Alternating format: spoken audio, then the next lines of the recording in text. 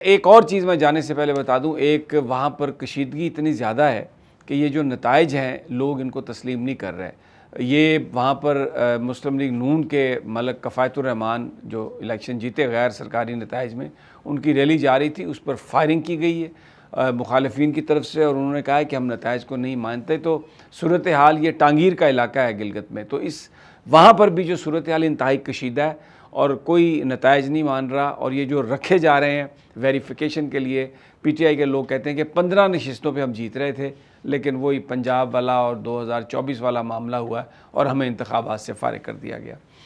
अब क्या करते हैं, तहरीक चलाते हैं या सड़कों पर बैठते हैं, धरने देते हैं, अभी इस हवाले से कुछ नहीं पता।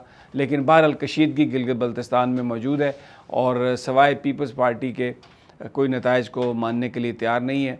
नून लीग भी इस वक्त मतलब एक वो कहते हैं शशदुर रह गई है कि ये उनके साथ क्या हुआ। लेकिन मैंने जैसे आपको बताया कि ये कहीं ना कहीं कोई फ़ैसला, और जरदारी साहब जो हैं वो बड़े ज़बरदस्त गेमर हैं और जब भी मौका आता है वो ऐसी चाल चलते हैं कि जो ताकतवर लोग हैं उनके सामने घुटने टेक देते हैं।